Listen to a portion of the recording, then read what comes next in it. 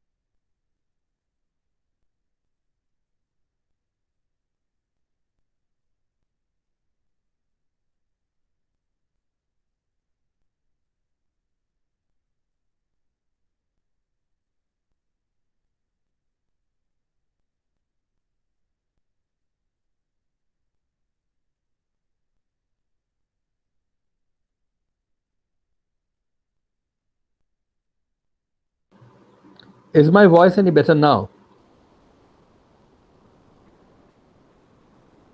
seems so. Yes, sir. Okay, let's see. I actually have left my laptop charger in my office, so I have to do with another machine. So I'm not very sure how this works. Let's see. You can see the screen and the pad, all of you? Yes. Okay. So what we are going to discuss today is this other method for doing approximate calculations in quantum mechanics. This one happens to be, well, one of the most important of the ones we are talking about, simply because it has far reaching applications in things even beyond quantum mechanics. Say, quantum field theory, for example, relies heavily on this, and this method is called JWKB or just WKB. Wenzel, Kramers, Brillouin, and Jeffries. That's the fourth name. So this is a particular method for solving quantum mechanical problems, primarily, uh, primarily finding out energy eigenvalues, but also other things like tunneling probabilities and so on, based on something which is close to a classical approximation. In fact, this is called a semi-classical treatment. So let me start with some very simple questions which all of you should know the answer to. Suppose I have a potential which is 0, let's say. Then what kind of a wave function would I expect, and what kind of energy eigenfunction would I expect?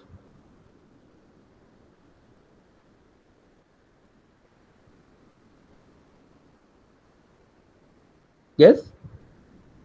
For a free particle, what kind of energy eigenfunctions do we have?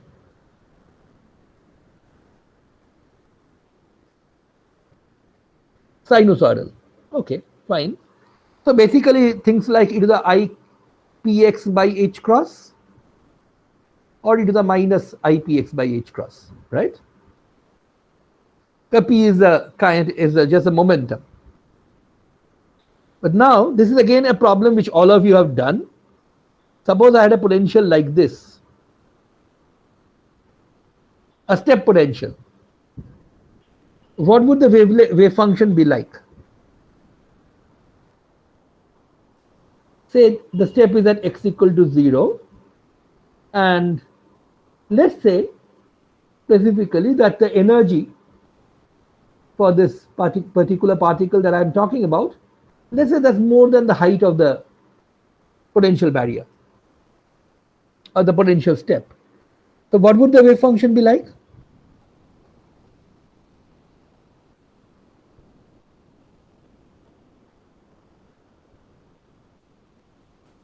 So it would be Yes? sinusoidal in both cases, but then after the barrier, it would be with smaller amplitude.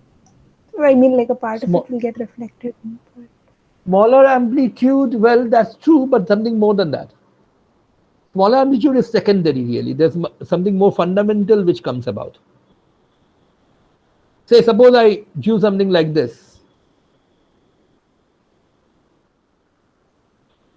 Okay, that's my approximation to a sinusoid. And then I do something like this. Would you agree? A sinusoid, okay, I've drawn a sinusoid on the left, a sinusoid on the right. And okay, if you insist that the amplitude should be smaller, let's also bring that in. Let's say something like this. Of course, despite my rather crude drawing skills, you have to assume that this is a pure sinusoid on this side and pure sinusoid on this side. Would this be okay?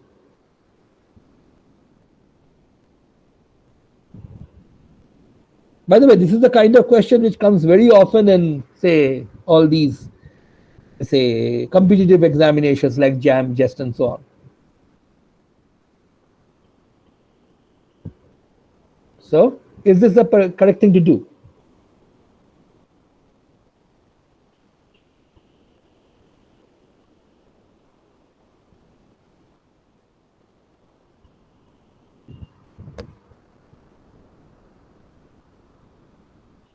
Come on, this is elementary, right? No, sir. Okay, why not? Because time period should be same. First of all, there should be no time period. I think when you say time period, you mean wavelength. This is x. There is a time involved here. These are stationary wave functions, energy eigenfunctions, right? The time dependence is trivial, and it's the same on both sides. You can't see a time dependence in this graph. This graph is psi of x versus x. You can only see position dependence. Okay. Yes. So is this the correct kind of position dependence?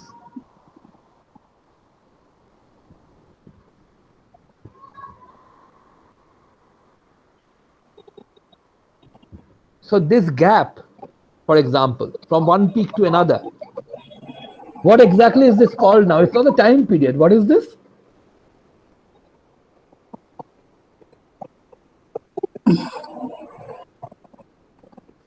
Come on, this has nothing to do with quantum mechanics. If you have a function of x which repeats in space, then the gap between one peak and the other is called what? Spatial. Actually, it's just called wavelength, right? You don't have to say spatial wavelength. You could have said something like spatial time period. That would have still made sense. Wavelength is anyway spatial. So this is the wavelength, right? So what I've drawn is I have a large wavelength on this side and a smaller wavelength, lambda prime, on this side, apart from a smaller amplitude. Now, does anybody have any objection to this, or is this fine?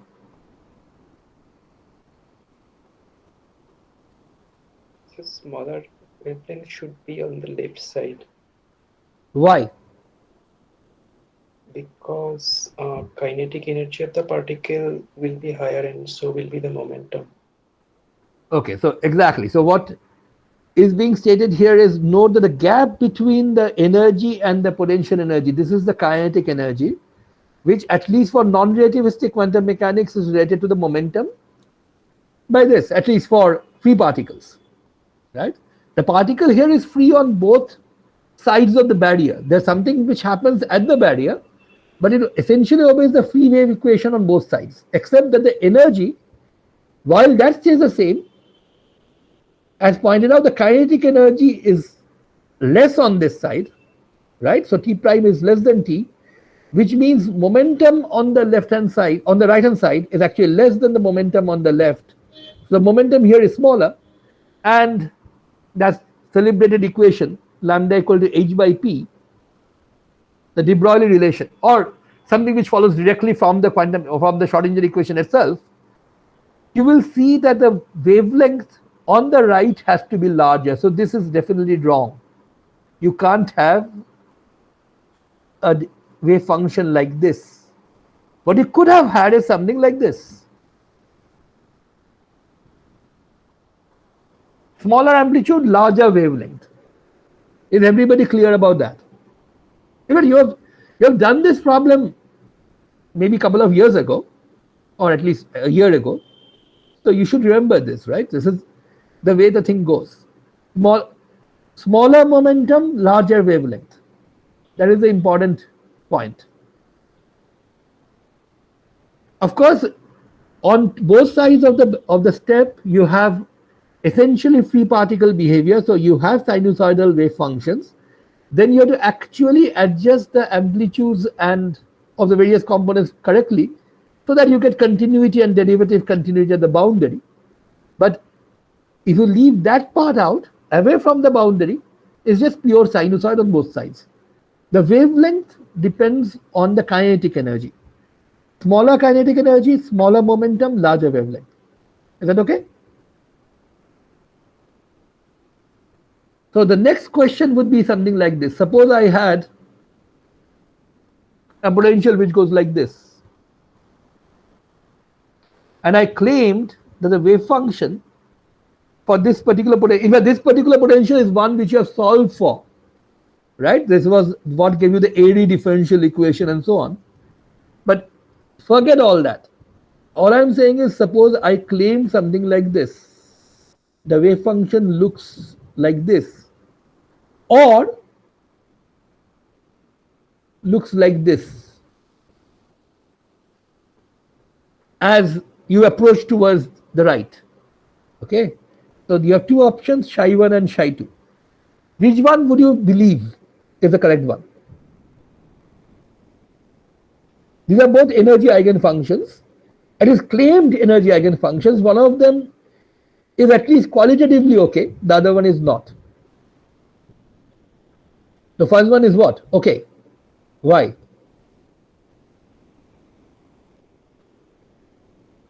Shubham is saying the first one is okay. Fine. Then give me an argument.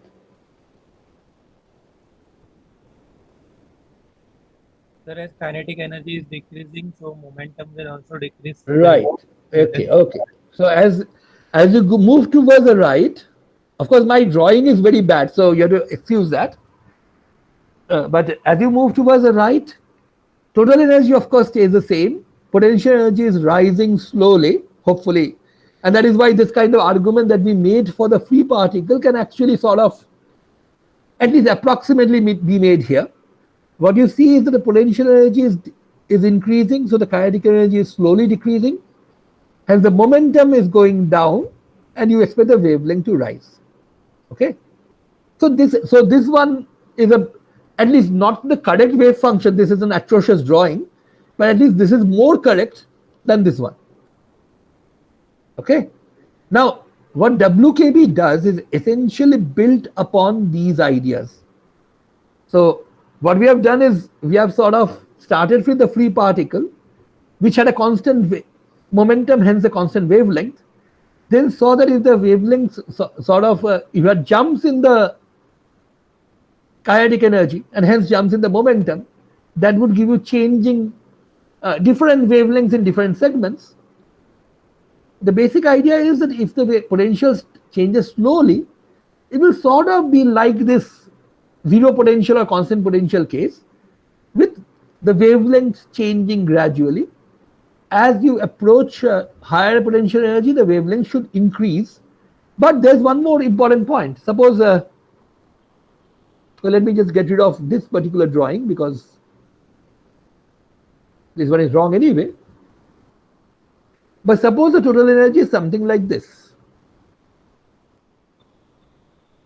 That is, at this point, the kinetic energy and potential energy become equal. After this, the kinetic energy is less than the potential energy. So what you would actually expect is something like this. So as you come closer and closer to the point, the wavelength should increase. Something will happen to the amplitude. But beyond this, what you would expect is a exponential decay, right? Or a sum of two exponential terms, one growing, one falling. if this were going to continue till infinity, you would expect an exponential decay term, right? Or at least something which looks like an exponential decay term. Would all of you agree to that?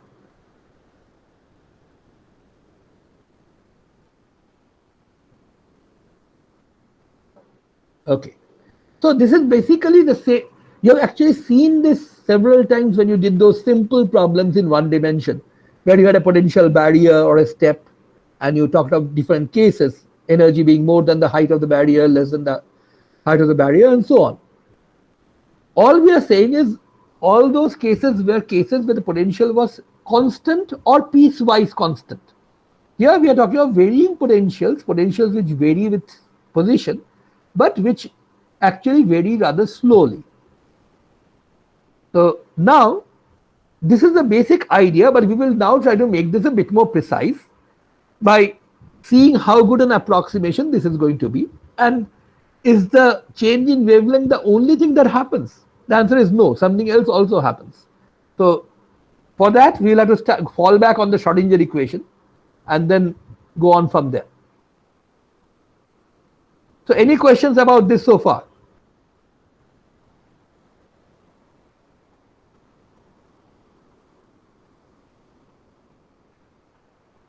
Okay, so what we are trying to handle, of course, is the time independent Schrodinger equation. Just hold on. Okay, and that certainly takes this form.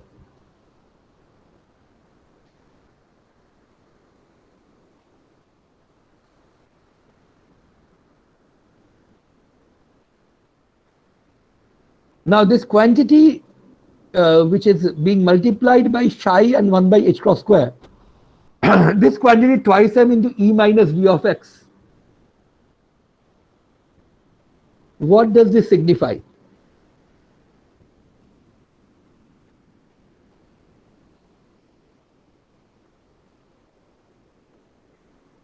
What quantity is this? Which physical quantity is this? Square of the momentum. E minus Vx alone would be the kinetic energy, twice m times that is square of the momentum, which of course depends on position. Since the potential energy depends on position, P will depend on position. So the momentum squared is given by this quantity. So I can rewrite the Schrodinger equation simply in this form.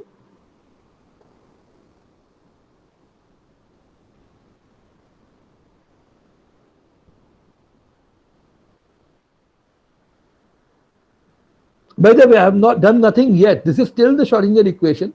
All I have done is written the 2m into e minus v of x as something which has a familiar meaning. The value of the square of the momentum for non-relativistic mechanics, at least. Now,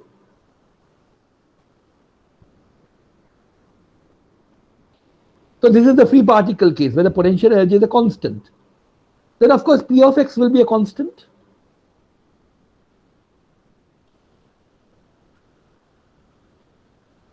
And then, as you all know, the solution will be psi of x equals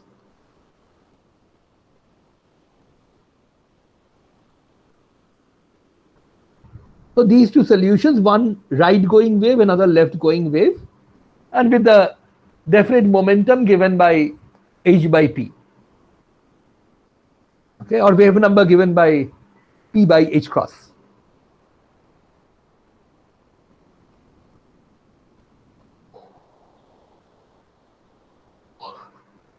Okay, so this is our special case when v of x is a constant. What about if v of x is not a constant? So our first guess could be, at least when v of x is slowly varying,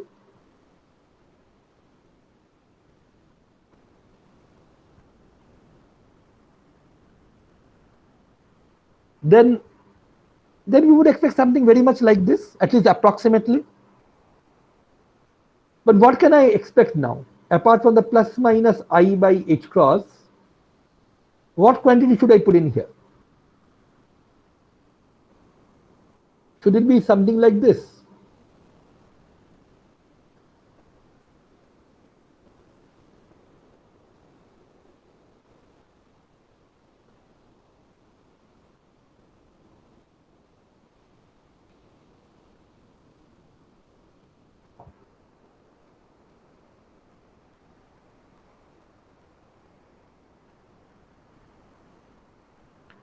It would be something like saying p times x, which is the classical action, not the there's the action of the action angle variables for constant momentum.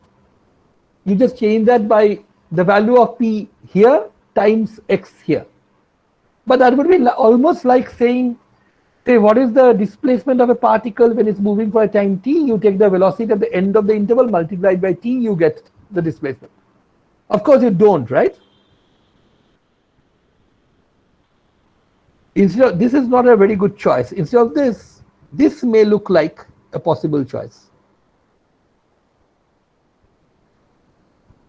That is, instead of multiplying p of x by x, you sort of accumulate this phase as you go by using, as you go through dx, you accumulate px times dx and you add them all together, add all the phases together.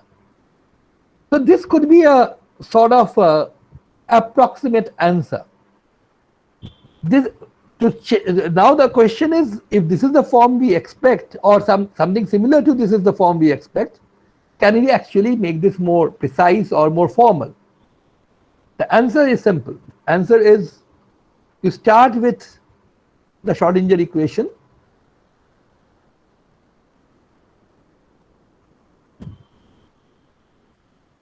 which, remember, this one is the Schrodinger equation, no approximations yet.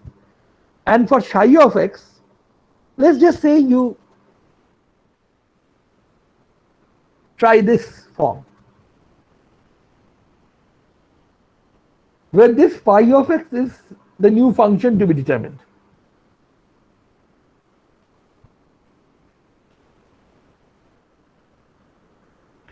Of course, this changes nothing. You had an unknown psi of x, now you have a new unknown phi of x. And obviously, what you can do is plug this back into the equation and use it to find out an equation for phi of x and solve it.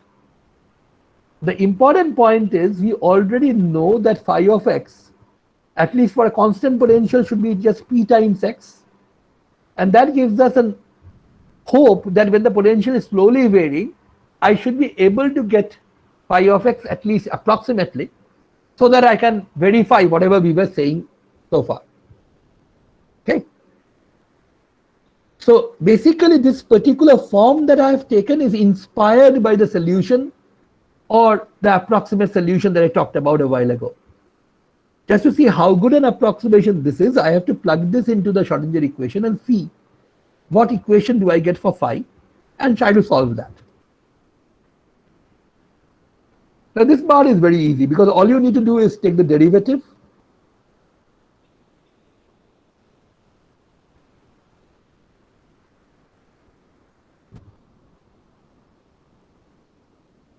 that's the first derivative. Of course, what you really need is a second derivative, and the second derivative has two terms. One is, when you differentiate this, you get I by h cross phi prime once again, and the other comes from differentiating this.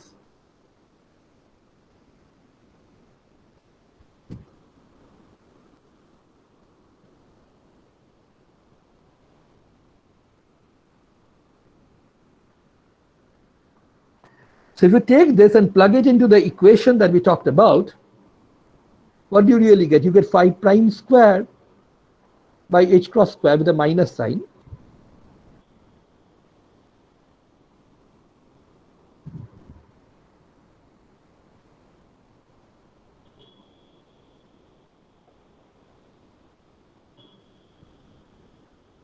right? So all I have done is taken this psi double prime, added p square by h cross square into psi to that, set that equal to 0. That is exactly the Schrodinger equation. Remember, this p is a x dependent quantity. Or this equation is pretty easy to rewrite into this form.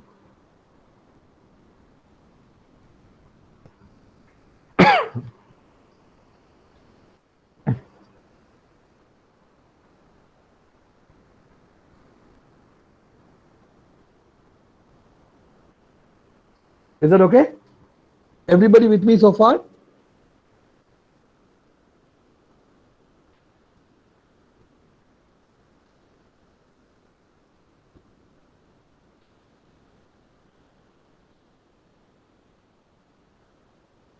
Any questions?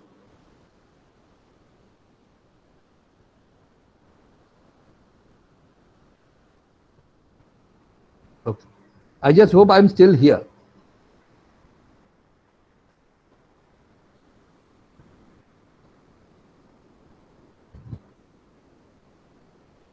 Am I? I seem to be here. Yeah. Yeah, because if you don't have a question, at least respond by saying, okay, we understood. The middle element is a double derivative. Exactly. That's the point. I made a mistake here. Nobody until now spoke up about that. By the way, I could have very well pretended that I did this just to see whether people were listening, but that would be a lie. I simply made a mistake. I didn't put in enough primes.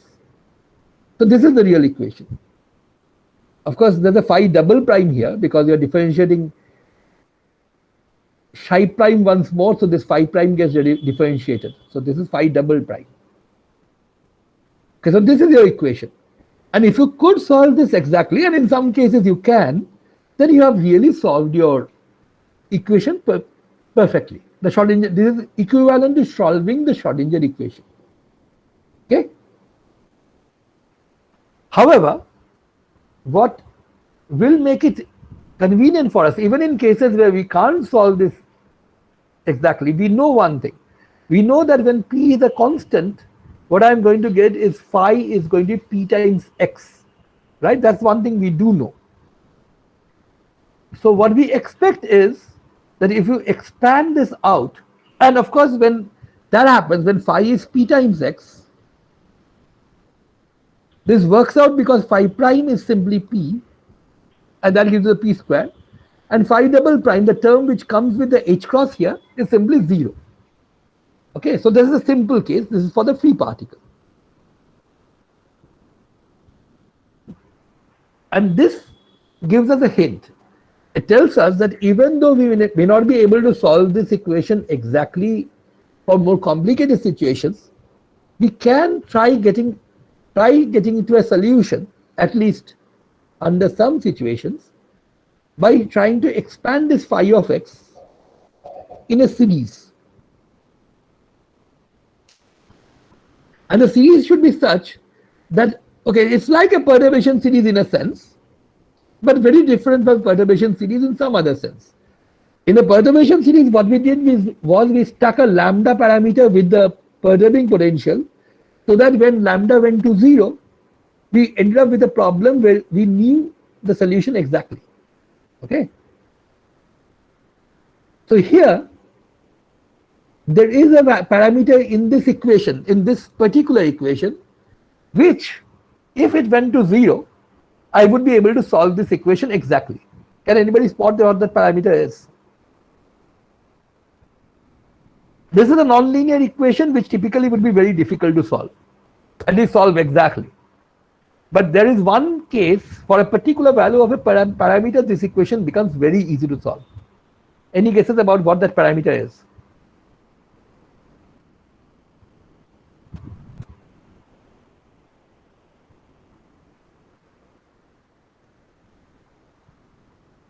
In fact, are there any parameters in this equation at all?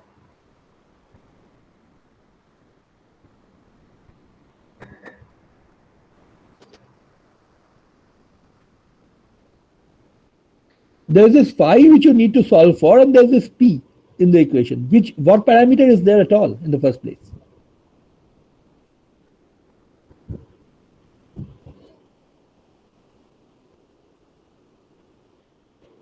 Yes?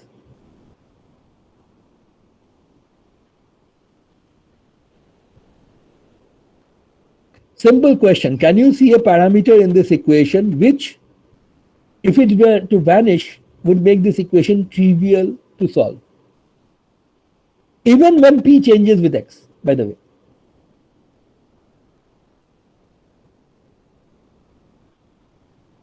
Any ideas?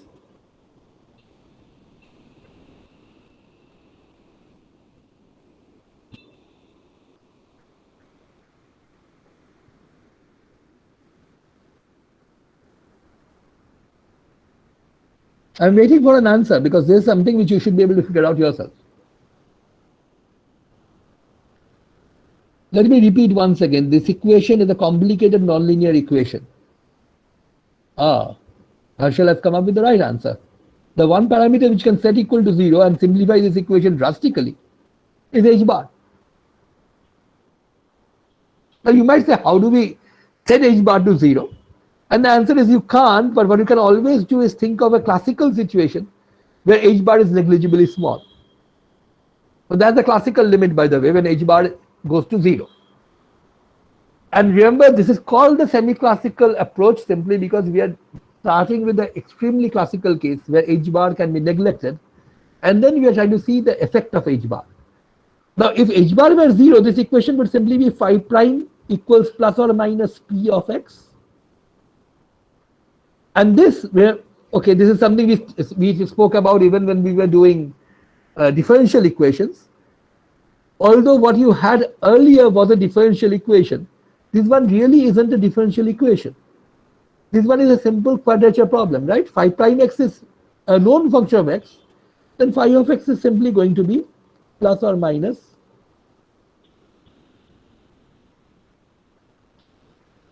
this equation. Once you take h prime going to 0 limit, the equation reduces to quadratures, just reduces to an integration problem. And this, of course, justifies our statement that this is what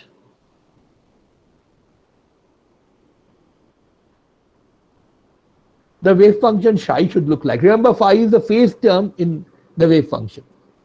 Okay. So, if h bar were to vanish, this equation would be very, very easy to solve. Since h bar is not really 0, of course, if h bar were 0, then we wouldn't have any quantum mechanics to worry about. But since h bar is not 0, what we can do is we can still handle this problem, but approximately by doing this.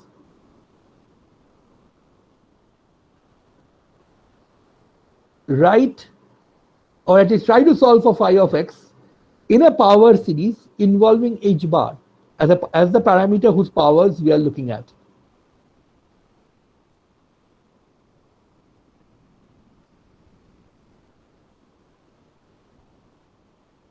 And so on.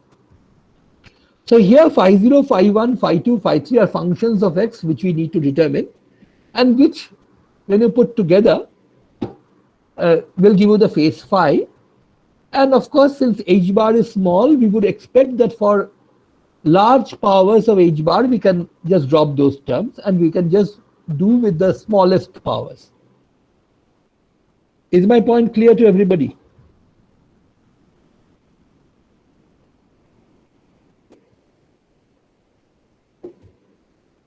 Yes?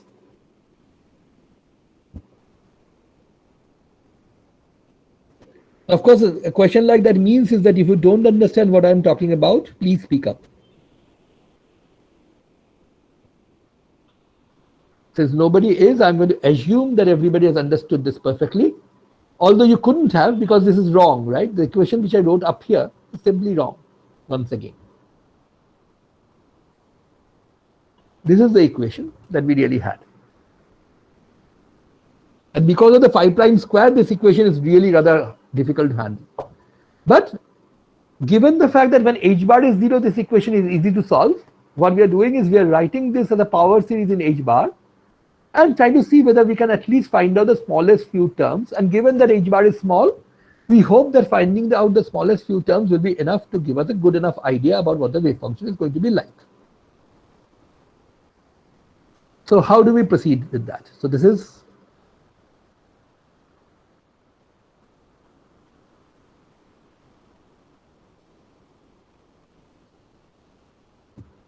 of course, if this is phi, here the phi prime and phi double prime are just trivial. They will just differentiate. You are just going to differentiate with respect to x, And since the parameter has nothing, this power is powers of h bar, that of course does not get touched by this derivative. All you do is differentiate the phi zeros or phi n's, sorry, phi n prime x and phi double prime of x is simply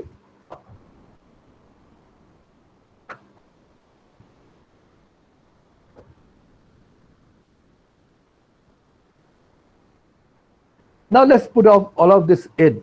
Remember the equation, okay, I've written this equation wrong several times now, so let me just try writing it correctly this time. The equation was phi double, okay, let's write it correctly at least once. Was phi prime square minus IH cross phi double prime is p square. So if you put together all this, what you're going to get is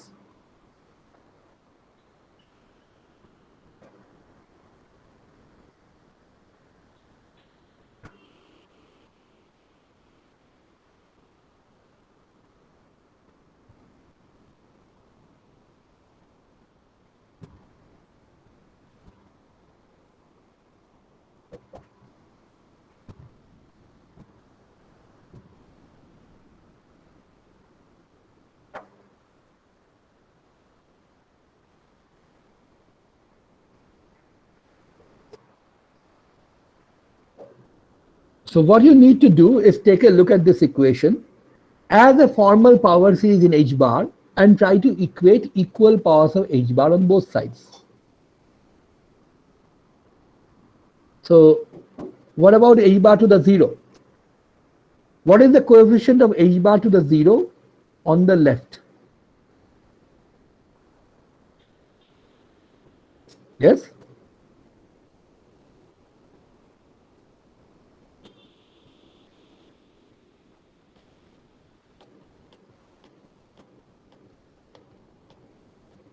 Now somebody unmute and tell me. I hope everybody has realized where this term and this term comes from. And now what I want is to identify h bar to the power 0 power, 0 coefficients on the left and on the right.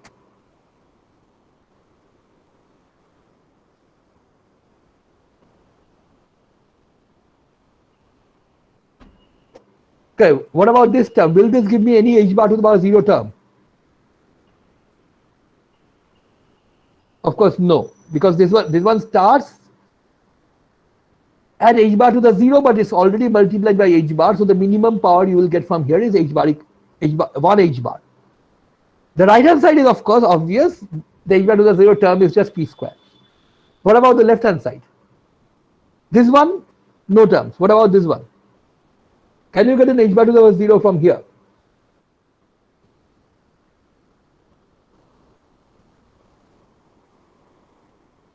Or what values of n and m should you choose so that you get h bar to the power 0?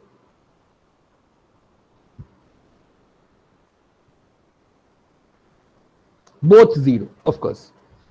So you have to take n equals 0, m equals 0, and so you will get phi prime 0 whole square, which of course should not be come as a surprise. This is of course the equation that we had for phi prime x if h bar were put equal to 0. Right, so taking the constant term, the term which would survive even when h bar were put equal to 0, gives you the correct equation that we had already figured out before. And this means, of course, that phi 0 of x is simply plus or minus integral of p of x prime dx prime. The upper limit has to be x. The lower limit, frankly, doesn't really matter. If you change the lower limit, all that would happen is phi 0x will change by a constant, and if the phase changes by a constant term, that simply becomes an overall phase factor in the wave function. So when you want to compare the value of the wave function, different parts of the system, of course the overall constant does matter, but as far as the behavior of the wave function is concerned, it doesn't really matter what lower limit you put in. You can choose any x0 whatsoever and use that integral. So this is the phi 0 of x, pretty straightforward. What about phi 1? What is the next term? Yes? So how much is it? What is the coefficient of h bar to the power 1 on the right hand side?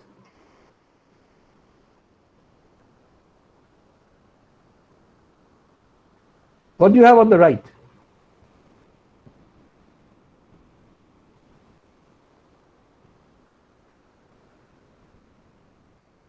Zero, of course. There is no h bar on the right hand side.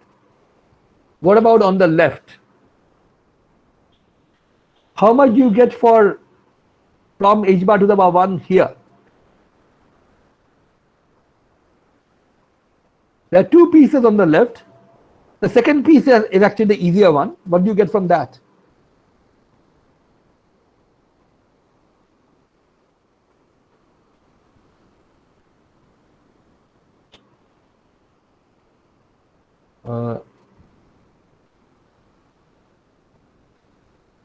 Let's just talk about this one, only from this one. What do you get?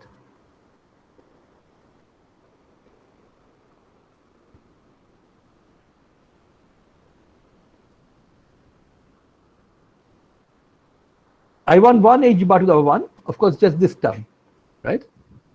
Phi 0 double prime, right? Minus I times phi 0 double prime, right? What about this term? What will this give me? 2 times psi 0 Two psi times? 1.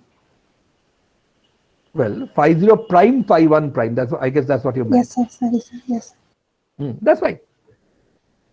So n equals 1, m equals 0, or n equals 0, m equals 1, right? But what is important is this actually gives us a way of calculating phi 1 prime directly, right? Because phi 1 gives us a way of calculating phi 1 prime.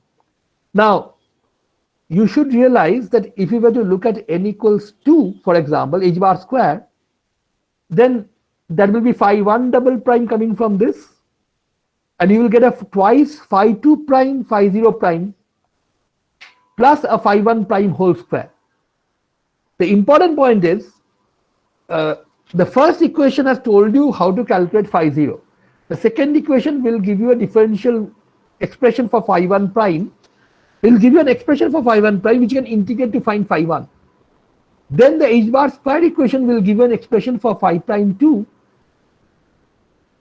and that will tell you how to find out phi 2 by integration. At each stage, the problem essentially reduces to just an integration. This is the important point. Phi 0 prime is either plus or minus p of x. You can find out phi 0 just by integrating. No differential equation solution necessary. This equation will give you phi 1 prime, which you can find out just from which you can find out phi 1 just by integrating, because phi 0 is already known. Since phi 1 and phi 0 are already known, the next equation will give you phi 2 prime, from which you can find out phi 2.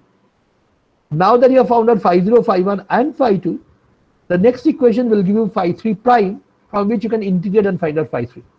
So basically, what was a complicated nonlinear differential equation to solve essentially becomes an infinitely large number of quadrature problems. Just integrate and find out the terms.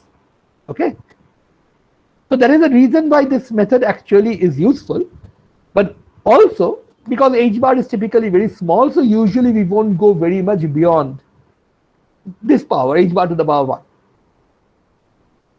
So just to point out, what you have is phi 0 prime is either plus or minus p,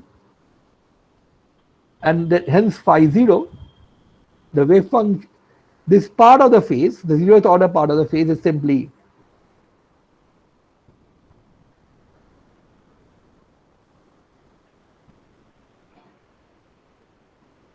then comes the equation for phi 1.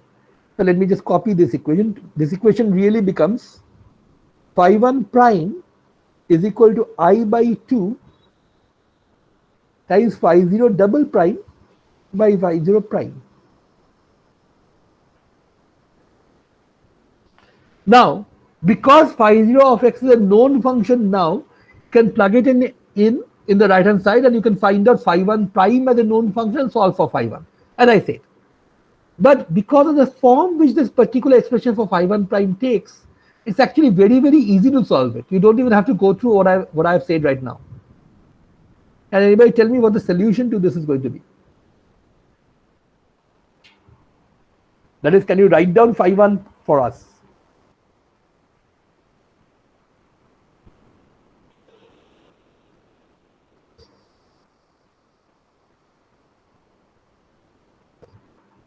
So something times log of There's a phi I by naught 2, prime. of course, then Log of phi naught prime. exactly. Plus an arbitrary constant, but an additional arbitrary constant in the phase essentially becomes an overall phase factor, so we are not really going to bother too much about that. Okay. Well, not only that, phi 0 prime is actually p, right? Plus or minus p. So this is log of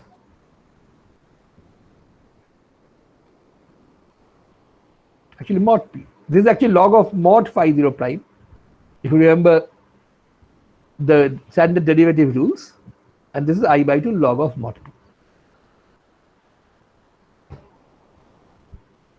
Any questions so far?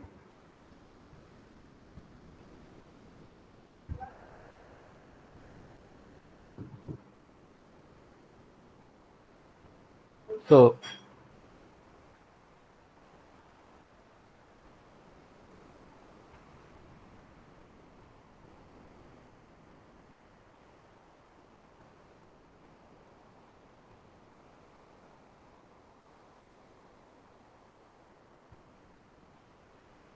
plus of course higher order terms, right? So this is of course the phase. So what is the wave function?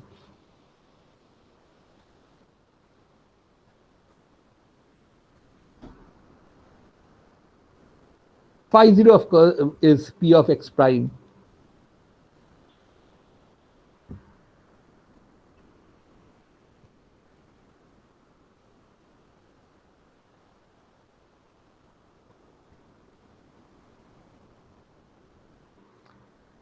In fact, if you stop here, what you get is what is called the Wkb approximation. That is, if you drop these further dots. You can of course go further and further down the line. In fact, if you want to see how good the Wkb approximation is, you should definitely calculate at least the next term so that you know what term you are ignoring. But having said that, if you just stop at the linear term in this phi of x, that is first power of h bar, that is what gives rise to what is called the Wkb approximation. And notice that what the Wkb approximation tells you is that the wave function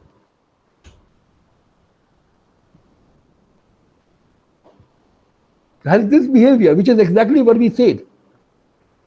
This is the one which we guessed should be the behavior. Essentially a wavelength which becomes longer as the kinetic energy decreases. But what about the contribution of this term? Can anybody tell me how much this is going to contribute? When you exponentiate it,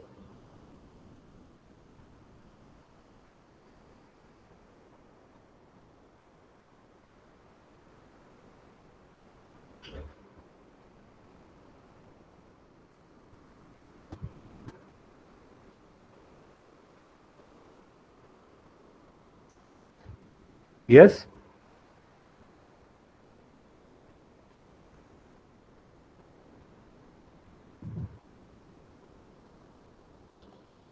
Come on. I'm just asking you to exponentiate a simple expression. Tell me what that is going to be. Divide by p of x, absolute value of p of x. Close, not exactly. You missed out a factor. Square root. Square root of that. So this is going to be, forget this.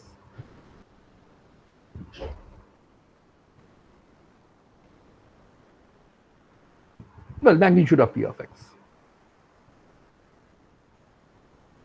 So We were nearly correct when we said that the wave function will behave essentially like something which has longer wavelengths for smaller momenta.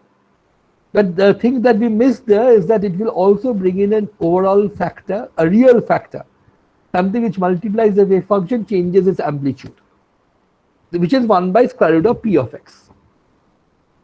Of course, for constant potentials, square root of p of x will just be an overall constant, so it doesn't really matter. But in general, there will be an effect due to this.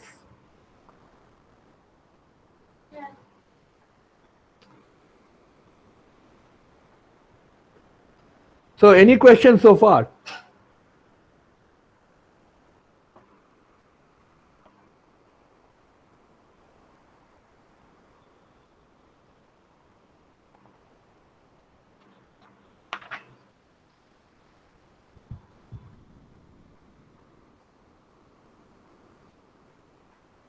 None? So this apparently looks very simple and straightforward. So if you have a problem like this, let's just say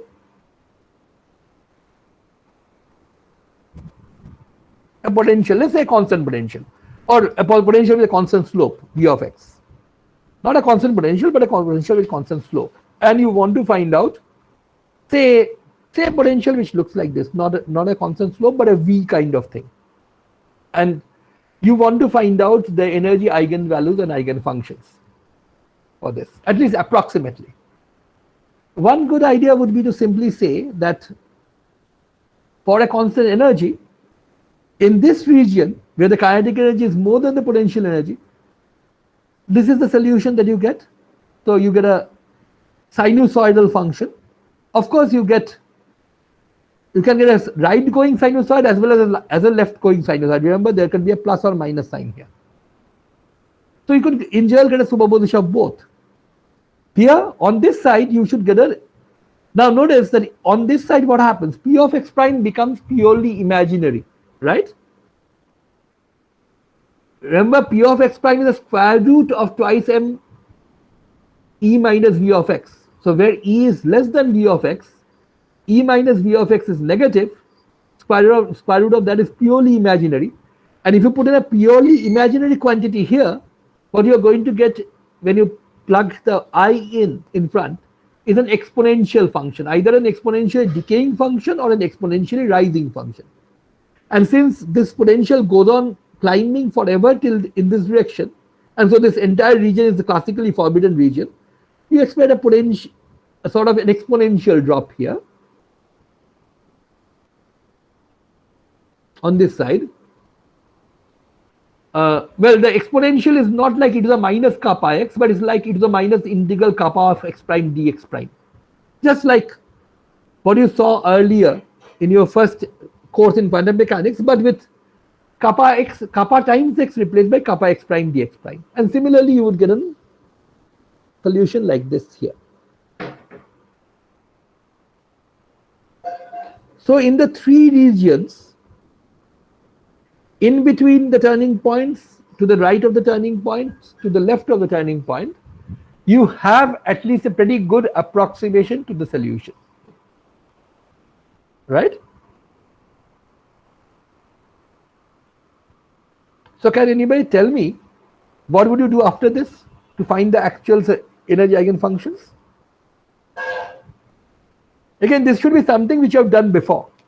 If you know wave functions in three regions, how would you add them together and get the actual solution?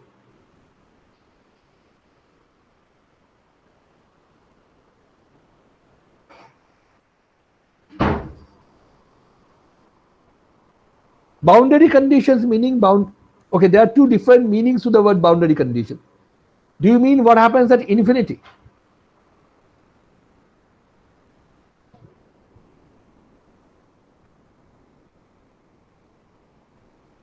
Well, what happens at infinity is of course important, but we have already taken that into account. When you say at the boundaries, the problem is there is no boundary here. What do you mean by boundary? The only boundary of the system is at plus infinity on this side and minus infinity on this side. You have to be a bit more precise when you say boundary.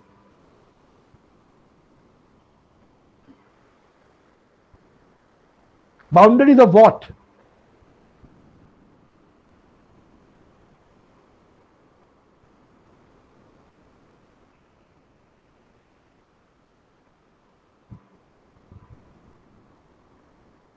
Okay, I guess all of you realize what I am talking about, except that maybe the word boundary is not what I would agree to as the correct word. What you really should do is something like this. Your wave function, at least you have a nice approximate form for that in between the two turning points, the points where classically the particle would turn back, right? And that in between the two turning points, you have a sinusoidal solution. To the right of this turning point, you have an exponential solution. To the left of this point, you have an exponential solution.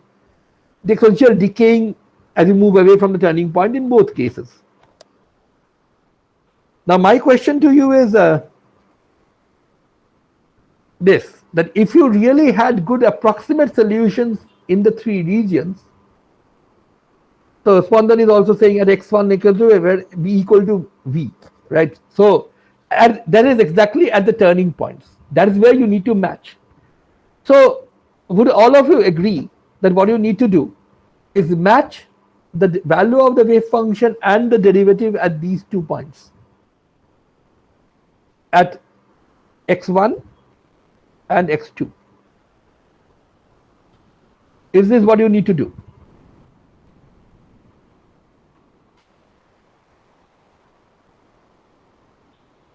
Or does anybody else have an objection to that?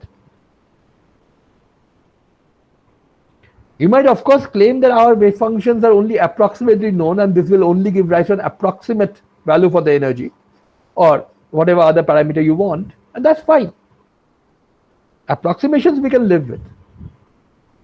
But does anybody have any objection to the scheme that I find the 3 wave functions in the 3 regions, just match the wave function and its derivatives at x1 and x2, and I'm done?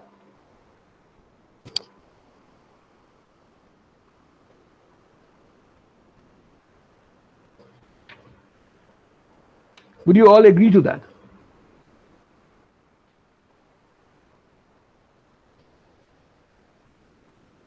Or if you don't agree, that would be nice. Nice in the sense that then we can have something to talk about. Can you see that there is a danger in doing that? Okay, that Herschel is saying, okay, I didn't see the previous part. Yeah, P of x is 0 at the turning points and the denominator of the wave function goes to 0. So there is a whole problem. We want to match our solutions at the turning points, and that unfortunately our approximation, which is a decent approximation away from the turning points, turns out to be a very, very bad approximation at the turning points. Why? Because at the turning points you have zero momentum. That is exactly why it's a turning point. The particle comes and slows down to a stop classically there. So zero momentum, hence a wave function which would have blown up. Of course, the real wave function doesn't blow up. What this is telling you is that this approximation you're using for the wave function is okay when you're far away from the turning point, but when you're close to the turning point, this approximation is not okay at all. Okay, so it's fine that you have an approximate wave function and use that and its derivative to match the behavior at the boundary. That will give you an approximate answer, no problem. But if your wave function approximation completely breaks down at the turning point and you're trying to use continuity and derivative continuity at the turning point, of course that's going to give you completely absurd results. So unfortunately, this method seems to be heading for a dead end. You have nice wave function here, nice wave function here when you're away from the turning point, not really at the turning point. So this approximation works well in this region, in this region, in this region. But where you want to match the wave functions at the boundary, there This doesn't work at all. So you have to do something, well, something cleverer than this.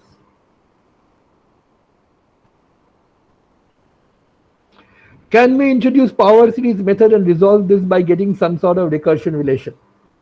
Unfortunately, the power series method will hardly ever give you an exact solution. Where it will work are the ones we have already solved exactly.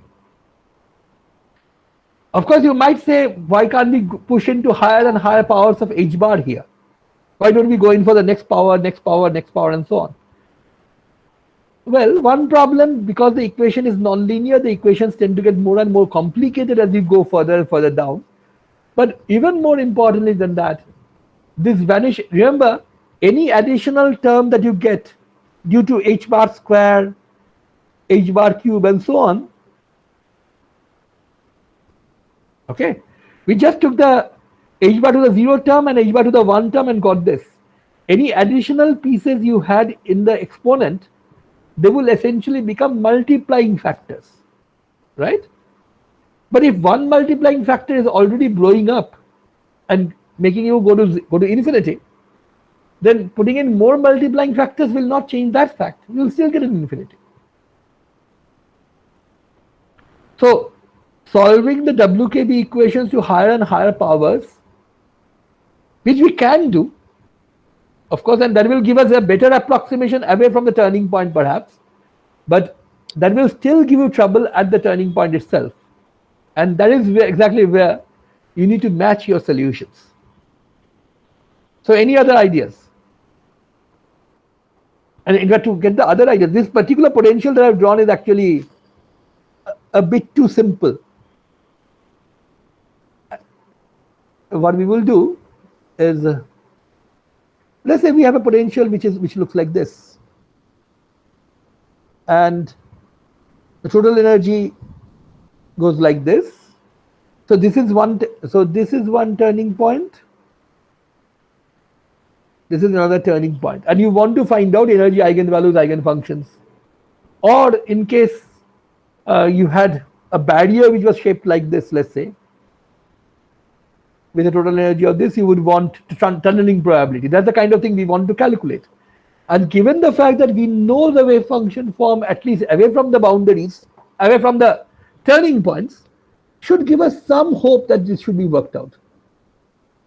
But the problem is in the immediate vicinity of the turning points, in a narrow region close to this, on this side, and close to this on this side, our approximation breaks down completely. But so we know our wave function pretty well in this region, pretty well in this region, pretty well in this region. Here, our approximation completely breaks down. So any ideas about how we could exploit what we know and match the solutions up properly without, you can't match them by equating their derivative and value at the turning points. At the turning points, they just diverge.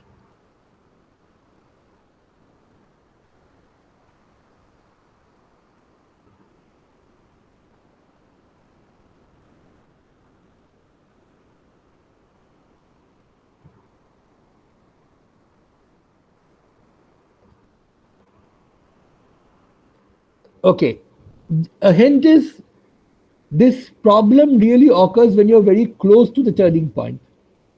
So I have drawn a pretty horrible looking potential here. Okay, Shayan is saying solve approximately at the turning points. Good, but how would you solve approximately at the turning points? What kind of potential would you take? My drawing, though rather bad, should tell you what it should be like. Linear, exactly. Usually it should be linear. Yeah, a small enough part of a graph. Unless the curve is very, very badly behaved, or unless you happen to be some suppose you have a potential like this, and unless you are just at the top of this hump, the linear approximation would be perfect, at least over a small region. So what you do is, instead of solving the problem exactly throughout, that's very difficult. What you do is solve the problem approximately close to the turning point. This is a straight line potential here. There's another straight line potential here. You just take the tangent of the potential, treat that as a slope. Okay, as a constant slope for the potential on these two sides. Solve those exactly and match your approximate solutions on this side and that side, far away from the turning points, with the solution that you have here and here. Is the strategy clear? Typically, you would match the solution's behavior at the turning point. You can't, because at the turning point, your approximate solutions blow up. But when you are close to the turning point, your potential cannot do much. It should change like a straight line, at least to a good approximation. And if that happens, then what you can do is solve the straight line problem exactly and use that exact solution when you're far away from the turning points and match those exact solutions to the two behaviors on the two sides. By the way, what do you get when you try to solve a linear potential? What kind of functions do you get?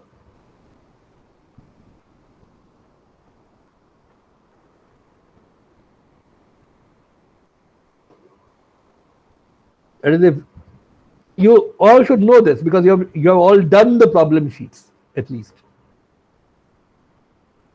So if you have a linear potential, what is the solution like?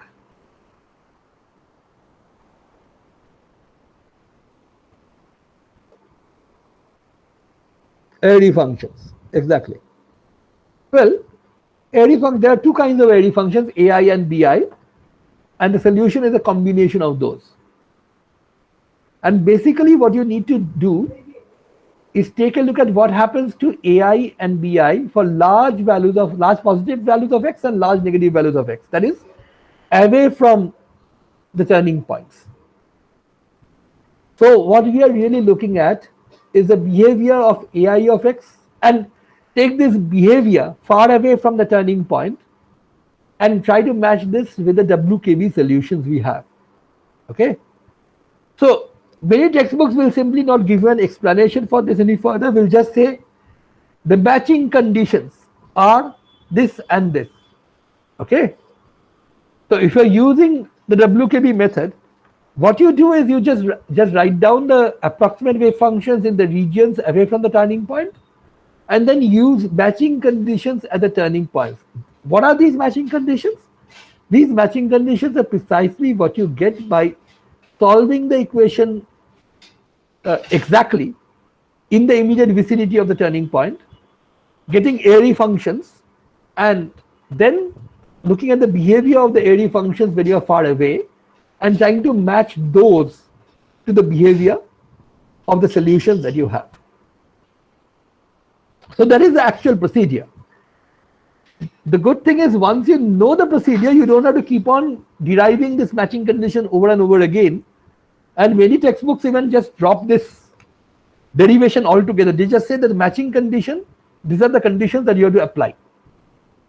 Okay, we will not do that. We will try to derive the matching conditions properly and understand exactly where those conditions, those mysterious looking conditions which many textbooks just specify, where they do come from. Okay, so any questions so far?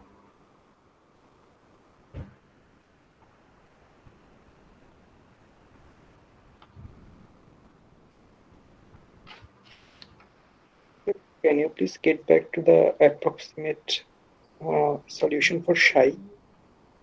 Okay, the approximate solution for psi, at least up to... Is it this one? Yeah, this one. Sir, is the dimension matching? What do you mean by dimension? The wave function for psi? Yes, sir. No, I don't care. There's a constant in front, right? The constant will take care of the dimension. Oh, okay, sir. This is not a normalized wave function, so dimensions doesn't make sense. Okay, sir. Okay, Amarjeet actually has a very good question.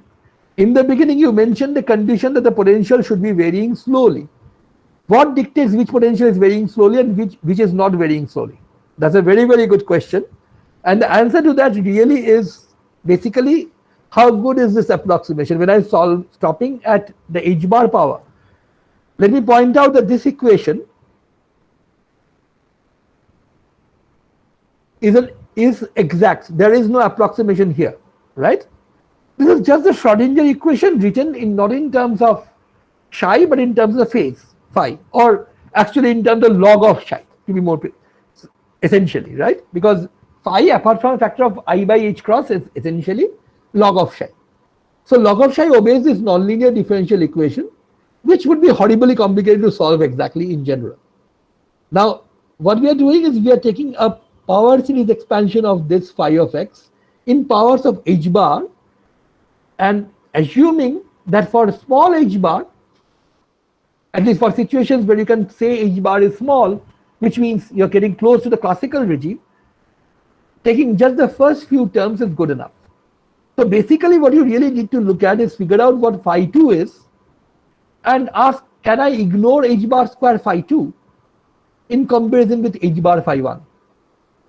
And as will turn out that this quantity will depend on the rate at which the potential changes. That is, it will depend classically on the force. So what dictates the potential is varying slowly? The answer is, to get a precise answer to that, you'll have to look at the next order term, which I will put in the lecture. I will just not discuss here because well, you get the I'm trying to give you the basic idea behind the whole thing. The details will be in the lecture. But basically what you need to do is ensure that h bar square phi 2 has a magnitude which is much less than h bar phi 1. In fact, what we hope is this, so that subsequent terms can be dropped. Slowly varying potential, well, basically we started with slowly varying potentials when we tried to motivate this. It turns out that this condition, that the power series can be truncated or stopped at a point by dropping the further terms, because those further terms are very small, that actually is sort of will tell you potentials can be ignored. But where the variation is slow, unfortunately, the condition actually translates to something like force by momentum cubed is much smaller than h, much smaller than. So basically, the condition turns out to be something like this. I will not derive it for you because the derivation will be part of your assignments, but the condition essentially looks like this.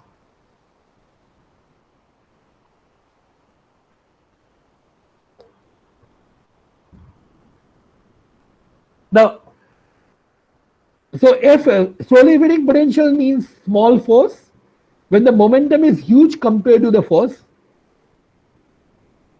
that's fine. This is going to work.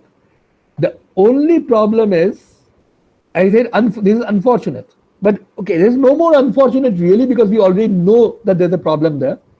Near the turning points, it doesn't matter how slowly the potential varies, unless the potential is exactly a constant, in which case you would not have a turning point in the first place. You would get a non-zero f in the numerator and a momentum which approaches zero in the denominator. So this condition will definitely be violated close to the boundary, close to the turning point. But we already knew that. We knew that the turning point will always give you trouble. So I don't care how slow or how fast the potential varies. Near the turning point, this method will definitely give you problems. But we already knew that. You knew that the wave function which you were getting was absurd.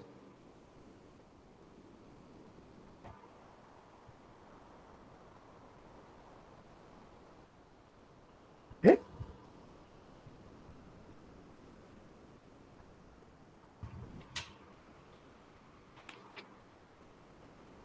Now, anything further about this?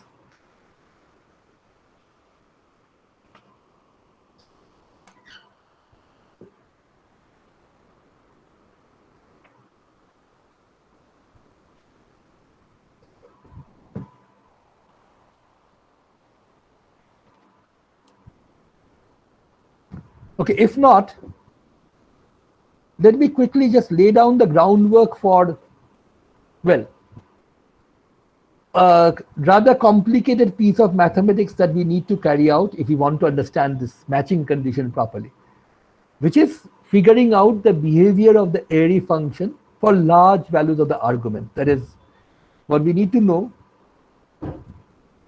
is the behavior of AIX and BIX as x goes to plus minus infinity, or very large values, far away from zero, of course, and zero is at the turning points itself.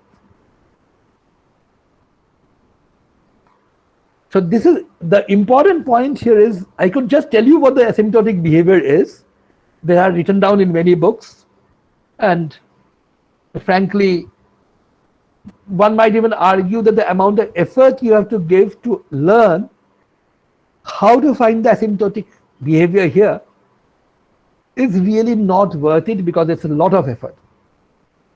However, the important thing is that the same technique actually can be used for many different kinds of functions which arise in many places. In fact, there is at least one more place in this course itself where we will need a technique like that. So what I'm going to do is at least give you an indication of how these things are derived, how this asymptotic behavior of the Airy functions can be figured out, so that later on when we talk of scattering and we talk of the behavior of the Bessel function, spherical Bessel functions for very large values of x or r there I can just say that, okay, the method is something similar, so we will not repeat that method. But at least once you should learn what that method is. And this is where we will have to rely a lot on complex analysis. So we will have to actually deal with things which you already are supposed to know, but maybe at a slightly deeper level than you have already learned. But what you will need are standard things. So let me just try to see how far we can explain this. So to remind you, the Airy function is a solution to this equation, right?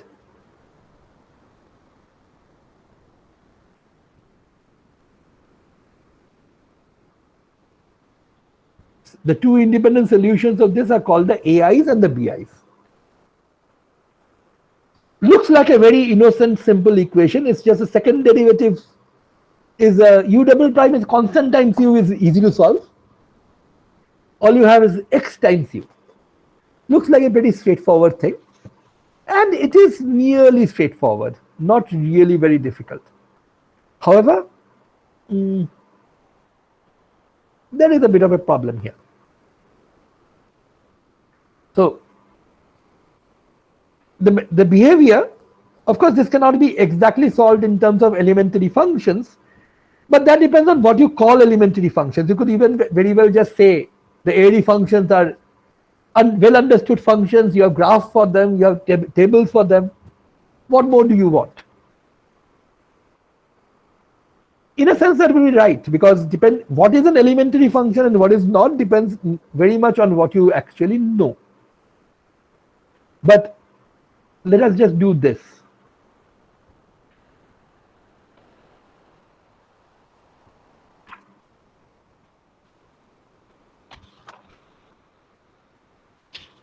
So how many of you know the Laplace transform? Any more than I do remember I talked about the Laplace transform in the last class, last semester, right? When we talked about electronics. So all of you remember that?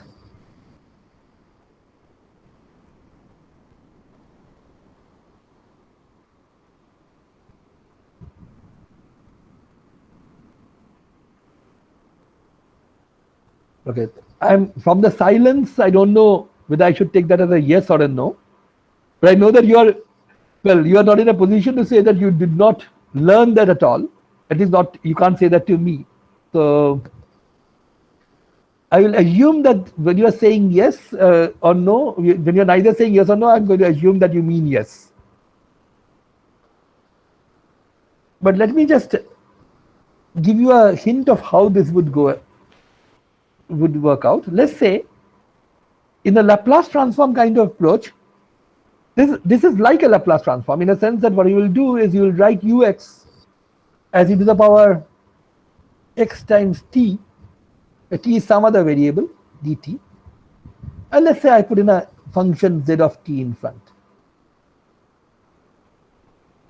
The only thing is I can exploit complex analysis a lot by just saying that, okay, let me just integrate this over any contour whatsoever in the complex plane from some point alpha to some other point beta. Okay. If you can find out z of t, that is, if you can find out for which function z of t this equation is satisfied, then you have an integral form for the solution, and the integral form can be used in many different ways to actually get important details about the particular function.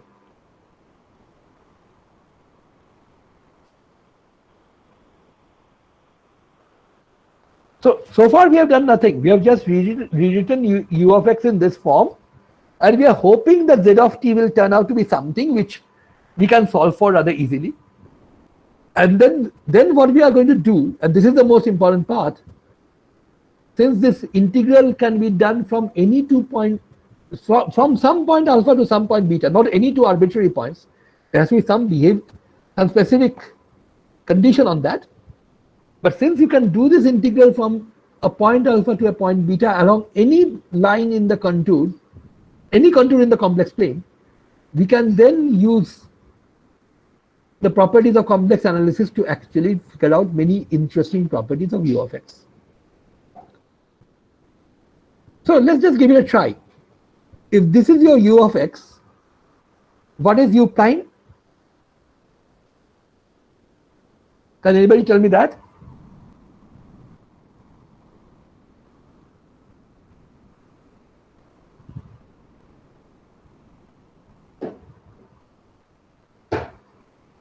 So what happens when you differentiate this with respect to x?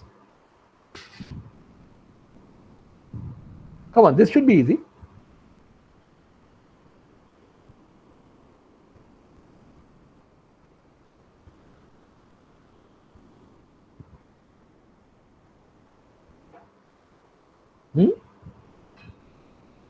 Same function into t. So you just get t times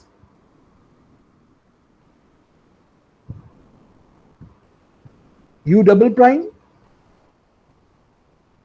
Pretty straightforward, from alpha to beta.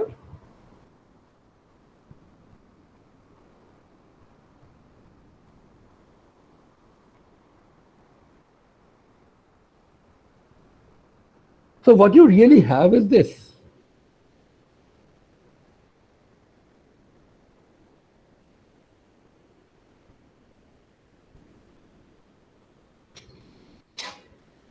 That's the u double prime. That's equal to x times u. And remember, the integral is over t, so I can just move the x inside. So what do you get? You get x times z of t.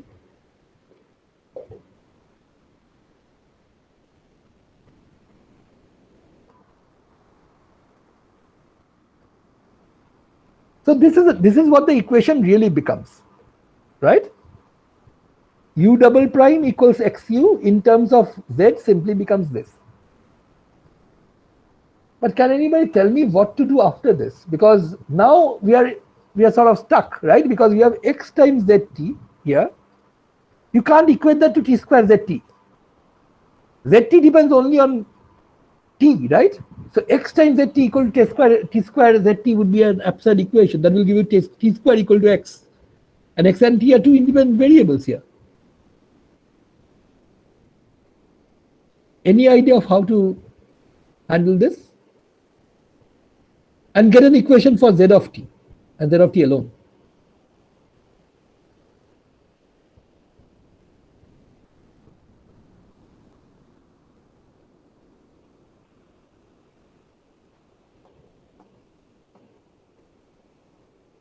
Okay, let me just give you a hint.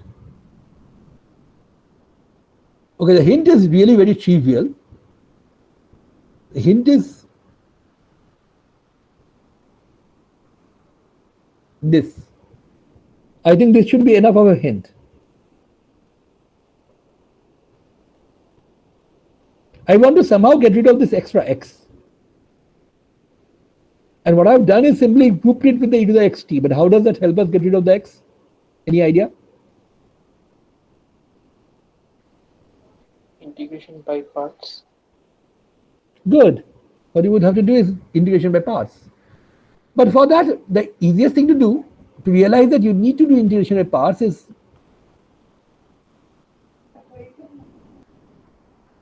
this x e to the xt is nothing but a total derivative of e to the xt with t, right?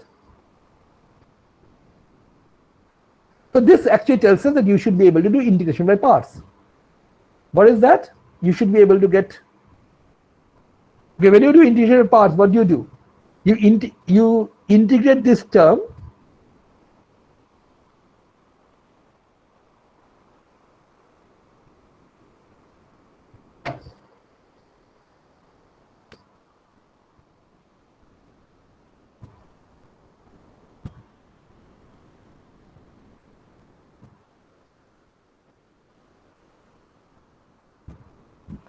So now, apart from this term, we have got rid of x from everywhere else, right? Apart from, we have e to the xt into something which depends only on t here.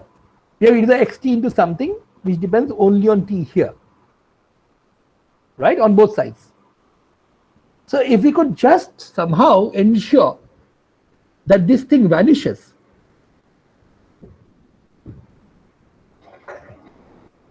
then the equation would become very, very simple. Then the equation would simply tell you that this quantity t square zt sitting here must be equal to minus dz dt. Is that clear? And then your equation will be solved. Any questions?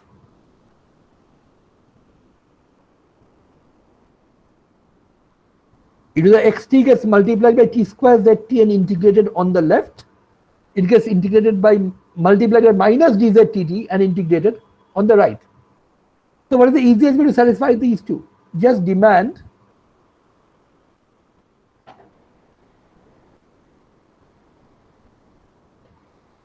equals what?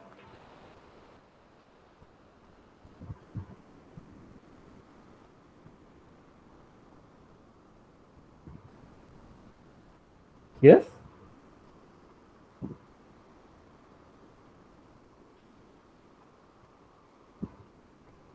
T square times z. Yeah. Well, no, not exactly. Minus t square times z. There's a minus sign here, nothing else. Other than that, what you have said is just correct. It's minus t square times z.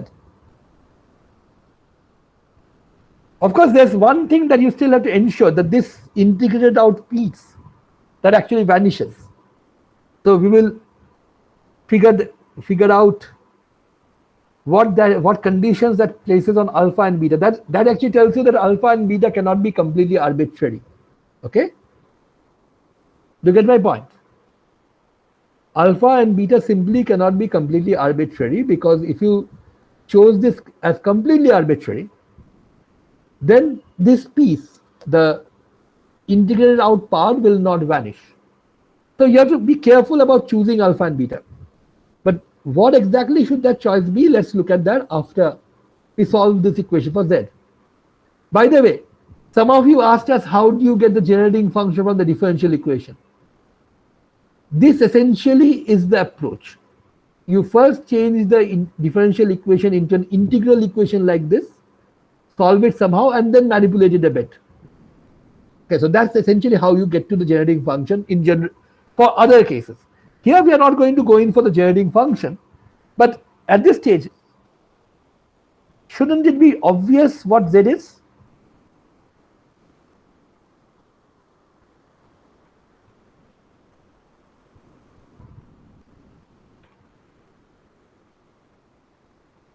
Yes?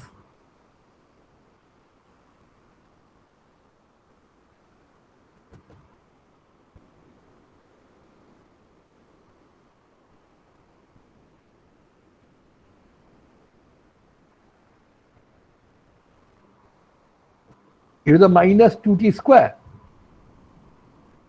or 1 by 2t square. Which one are you really saying is correct? Sorry, sir. It should be minus 1 by 3 t cube. Yeah, it should be to the minus t cube by 3.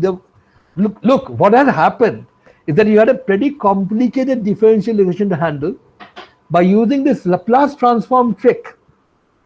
This is really the Laplace, apart from the fact that in the Laplace transform that people use in electrical engineering, people usually use it as a minus j t or something like that, j omega t or something like that, or minus it is a minus st or something like that.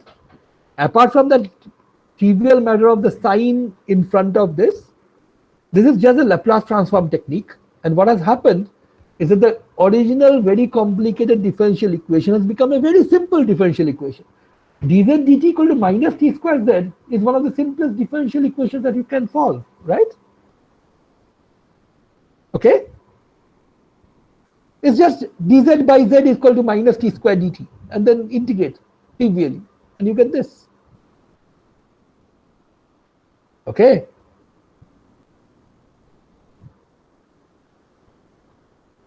So, what we have is one solution for u of x in this form. Integral over some contour in the complex plane from a point alpha to a point beta of z of t is e to the minus t cube by 3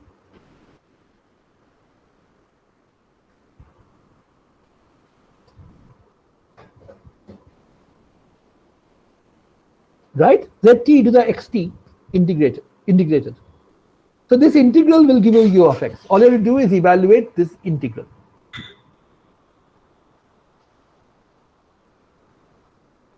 Is that clear?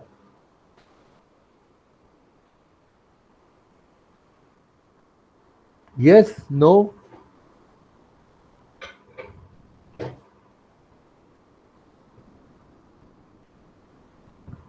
In fact, the Airy differential equation is actually pretty difficult in this original form, but after Laplace transform it changes to something which is very, very simple, and you can easily find out the solution. Is there anything further that you need to ensure that this is a solution?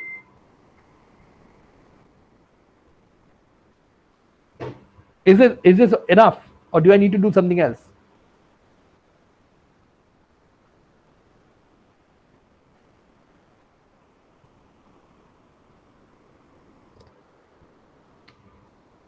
Yeah, somebody tell me.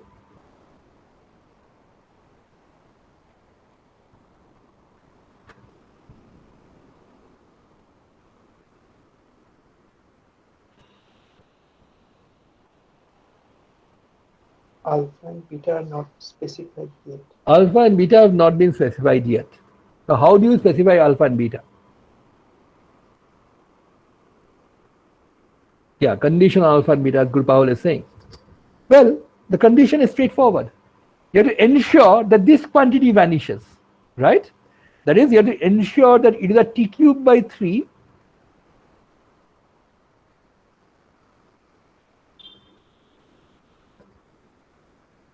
plus xt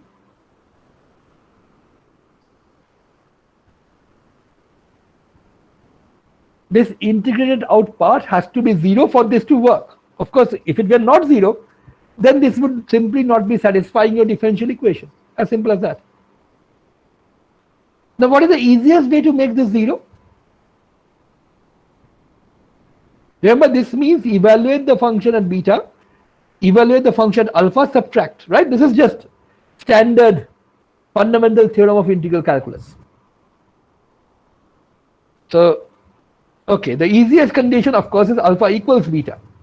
And by the way, that may not be may not be completely trivial, because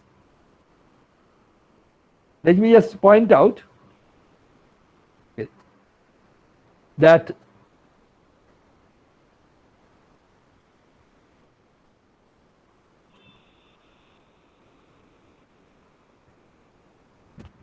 we are in the complex plane now. So This could be real t, this could be imaginary part of t.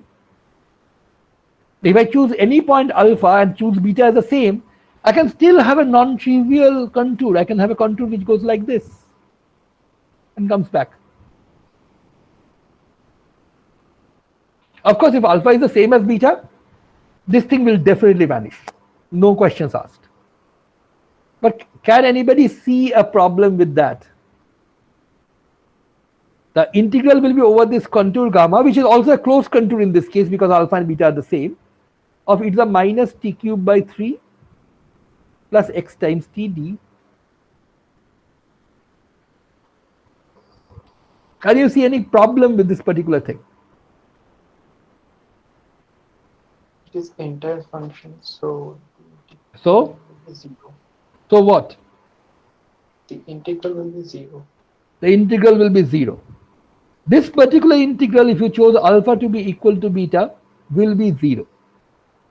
Now, didn't we just say that this integral will always give you a solution to the Airy differential equation when, as long as this condition is satisfied? Then how come it's coming out to be 0?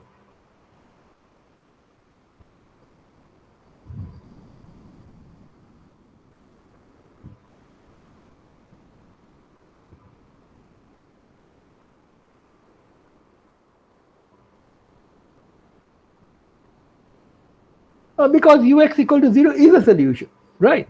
It is a trivial solution. The Airy equation is a linear homogeneous differential equation, so it always has 0 as a solution, so no problem. Of course, that's not the solution we want. We want the non-zero solutions. So how do we get that? Alpha equal to beta is out. Okay. You can't use alpha equal to beta for the simple reason that for alpha equal to beta, this contour will always give you 0.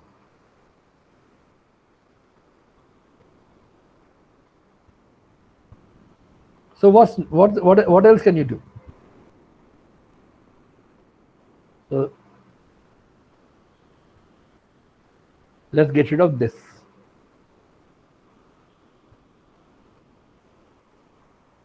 So what else can we do other than that? If you want to make this vanish, one way is to ensure that it takes the same value at alpha and beta. Unfortunately, if you want to make it take the same value at alpha and beta, the most obvious answer that alpha is the same as beta will not work in this case. By the way, for some differential equations, the same technique will give you a non-trivial solution when alpha equals beta. That is, for closed loops, you will get the solution. In fact, by the way, you've already seen such solutions. You have seen solutions like this when we talked about starting from the Rodrigues polynomials and then use the Cauchy integral theorem to rewrite that as a contour integral, closed loop contour integral. In those cases also, if you had started by the Laplace transform trick like this, you would have ended up with the closed loop integral directly. You wouldn't have to start from the Rodrigues formula for that. Take alpha and beta as two solutions of the polynomial in the exponential. So what you are saying, two roots, right? You want t cube by 3.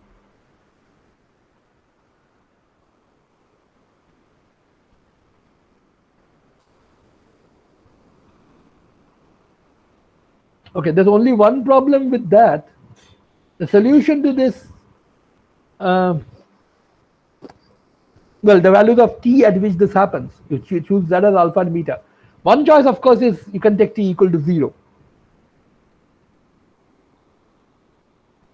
Well, if you do that, the polynomial, of course, that doesn't make the thing vanish, but it makes the thing 1 at both ends. So that's fine. Exponential of 0 is, of course, 1. So that's, if it's the same at both ends, then it's fine. Okay. However, apart from that one value of t equal to 0, the other value will depend on the value of x. And that's not possible, right? You want a constant, want a fixed, when you did a differentiation, your alpha and beta were independent of x. You're not allowed to do that.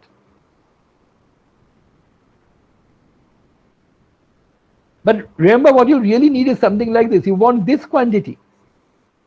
One way to make this thing vanish is to make these things the same at alpha and beta.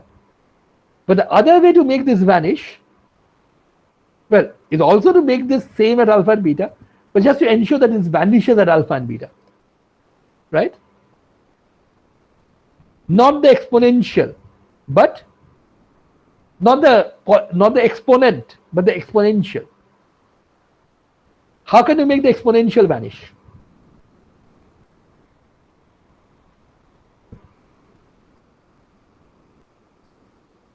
Now this is where your knowledge of complex numbers becomes important.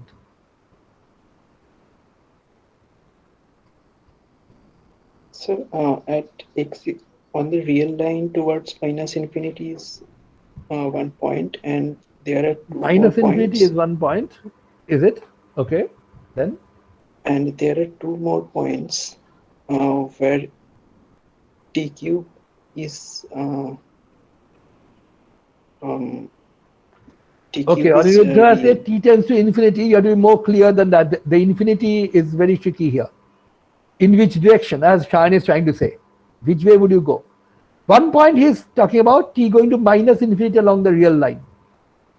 In complex analysis, you can't just say t going to infinity. You have to be clear about whether in which direction you're going to infinity. Okay, minus infinity would work, and what you're saying, Sharon, is that there are two more points. Actually, Yes. the answer is, well, much more, in a sense, much more complicated, but also much more beautiful than that. It's not 3 points. There are actually infinitely many points. But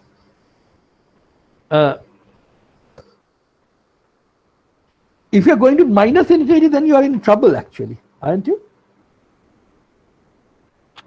Because if you're going to minus infinity, this function will blow up along the real line. T going to minus infinity will make it should be positive infinity. Good. T going to positive Yes, infinity, it sir. will not Should blow be up. positive infinity. Sorry. But that's not the only point. Okay, that's where you have to be careful. Okay, so for this, notice. Okay, let's go to t going to mod t to the I phi. Right? You can write this always this way.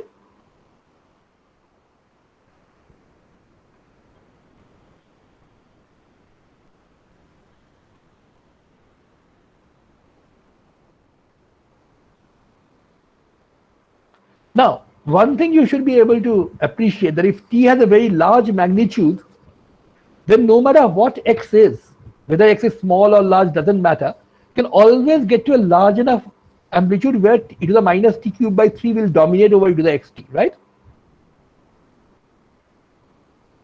So if e to the minus t cube by 3 vanishes, then this thing vanishes. Is that okay?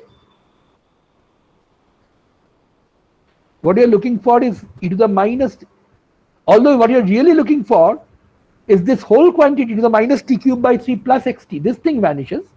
But since for large enough magnitude of t, minus t cube by 3 will be of much larger magnitude than xt anyway, I could always ignore the xt and say, okay, e to the minus t cube by 3 vanishes, and that's all you need.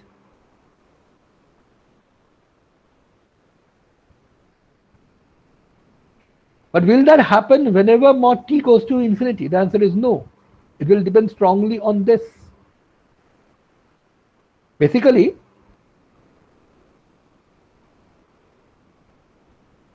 okay, anybody can tell me what kind of phi you would need for this? As you already saw, phi equal to 0 will work, right? You are moving along the real line, it will make it vanish. Phi equal to 180 degree or pi will definitely not work.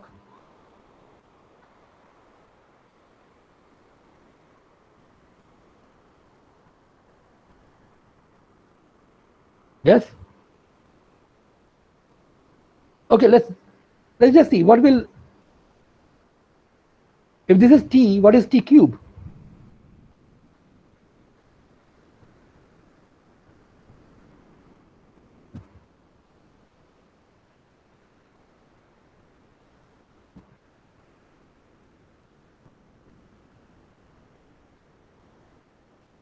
you want e to the minus t cube by 3 to go to 0 as mod t goes to infinity. Sean is saying 0, 120, 240. Are those the only values?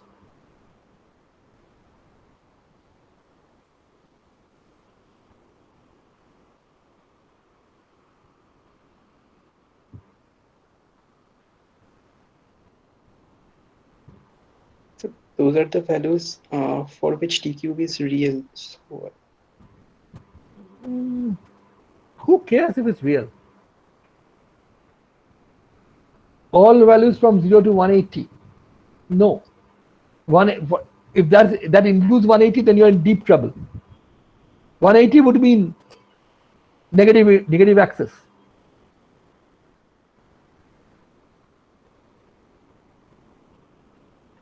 Not including 180, you mean you just stop short of 180. Good try, but that's wrong.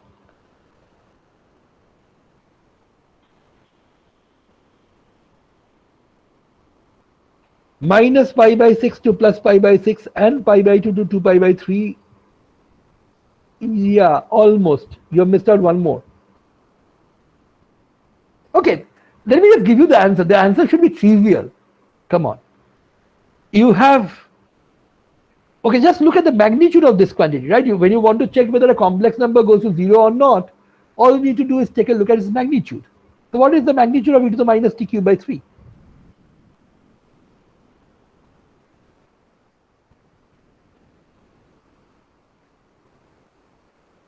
It's the minus mod t cube by 3 cosine 3 phi, right? This thing, the imaginary part of t cube, will give you a pure magnitude of plus 1, right? So what is the condition? Herschel has already worked it out, but what exactly is the condition here?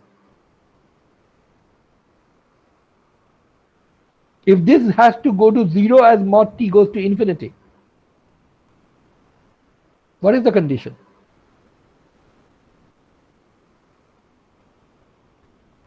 Yeah, the only condition is cosine 3 phi. That's it.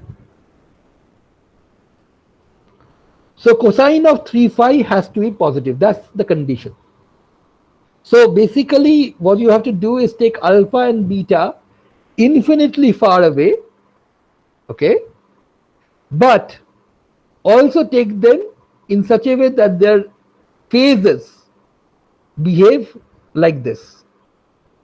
Now this is actually very, very important. Let me just quickly tell you what this really means.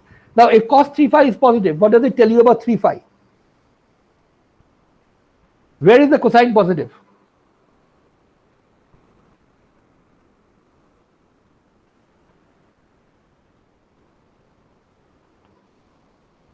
If phi is between 0 to 2 pi, then 3 phi is of course somewhere between 0 to 6 pi. And there, where would you 3 phi, would cosine be positive?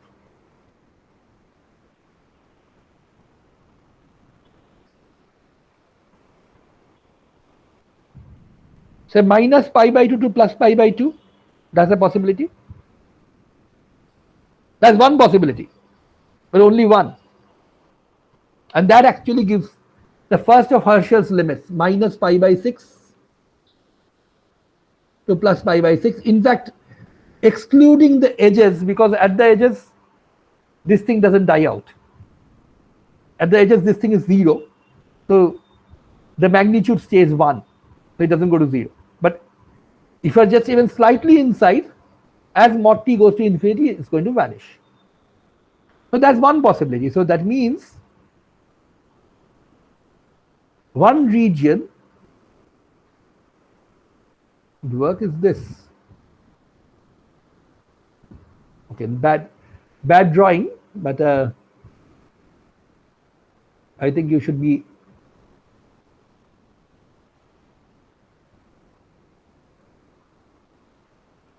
so minus pi by 6 plus pi by 6. So a 60-degree sector. This doesn't look like a 60-degree sector, I know, that's because of my bad drawing skills, and these two point should actually go to the origin. In this region, alpha could be chosen anywhere. Now, I will just leave you to figure out the other two regions. Those other two regions are actually basically, well, basically the standard problems in class 12 trigonometry. The next region is the 60-degree region here. Okay, very bad drawing. So let me just try that. Another 60-degree region here. There's one allowed region. The other allowed region is this one. So so if I just try shading the forbidden regions, what you're going to get is, oops, this region is forbidden. Sorry. This region is forbidden and this region is forbidden. There are three 60-degree lines, three 60-degree sectors within which you have to choose alpha and beta. So you can choose alpha here, for example, and choose alpha here. Of course, here meaning infinitely far away, and beta say here. That's a possibility. So a contour like this, doesn't matter what it does inside, but very far away, it has to go within this 60-degree contour here and 60-degree wedge here, and go out within this 60-degree wedge on this side. That will give you a solution. Okay, can I choose alpha and beta both here like this?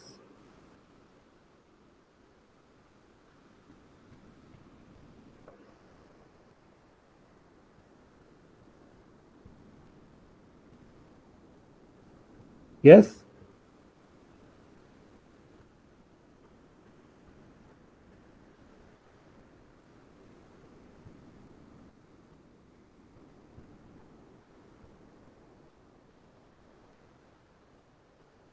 Can I do that? This is elementary complex integrals. Nothing. You don't even need to be able to evaluate the integral to tell me that. Both of these, say alpha somewhere here infinitely far away in this wedge and beta also in this wedge. At both of these points, it is a minus t cube by 3 plus xt will vanish.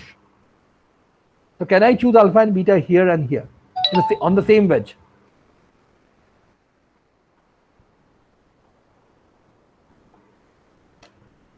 Of course I can, but there will be a problem. Can anybody see what the problem is? What is the value of the integral here and here? That is integrand, the thing I'm trying to integrate. What is its value up here, very far away?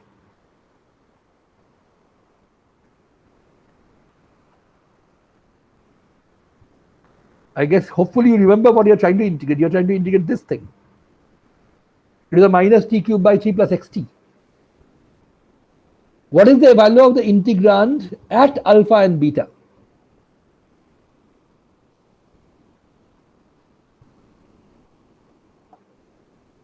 Yes?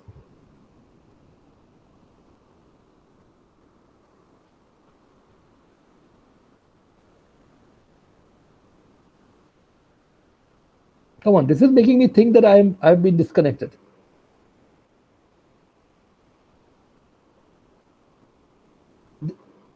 Yeah, it is 0, right?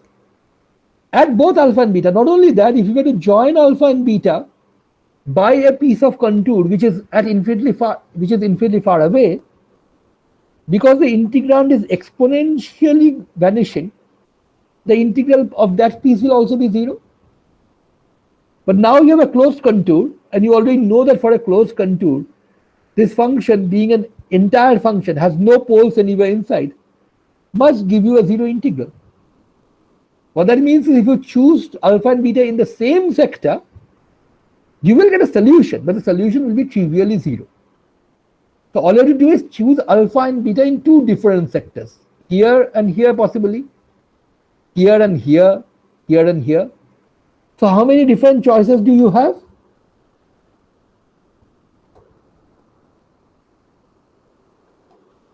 So a valid contour would be one which starts in this sector, ends here. Another valid sector contour this would not be a valid or would be a trivial contour. We will not worry about that. Another contour could be something like this: starts in this region, ends somewhere inside this wedge. Another one would be something which starts here, ends here. So three possible kinds of contours which cannot be deformed into each other without moving through regions where the wave function, where the integrand blows up, that is infinitely far away. So you get three solutions, one for each of these kind of contours. So we will discuss this at length in the next discussion class, because we need to talk about this at some depth. This is not just the solution, but how to use this to find out asymptotic and other properties. But before we go there, just one final question for the day. How many independent solutions does the Airy equation have? This equation, how many independent solutions?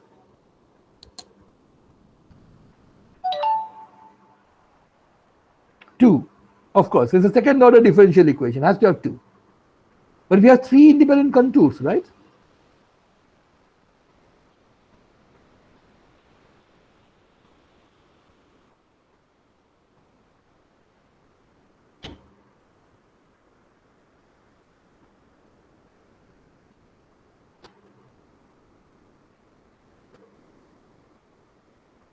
So the puzzle I will leave you with is figure out how you get, yeah. Shahan actually has got the answer. I hope everybody can appreciate this. He says adding two contour integrals gives the third one. I would ask you to figure out, all of you, to be convinced that that's true, and more importantly, why that is true. So you essentially get only two independent solutions here. And those two independent solutions essentially help us to define AI and BI. So we will take that up in the next discussion class.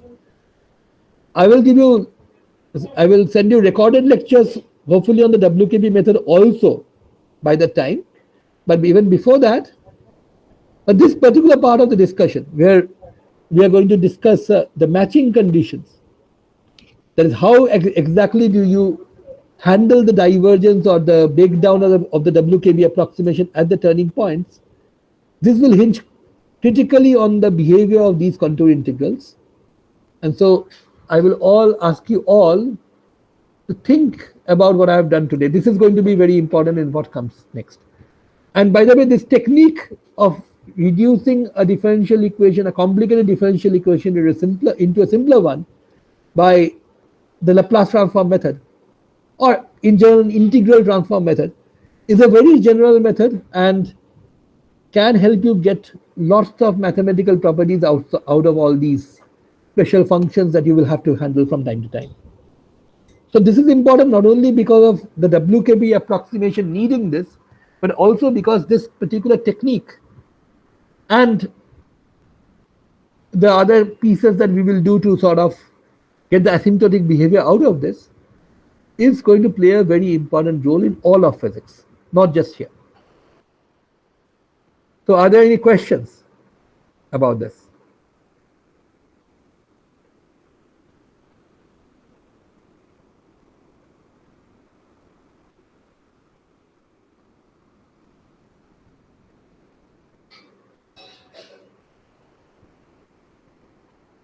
So let's stop the class today. We will discuss more about this in the next discussion class.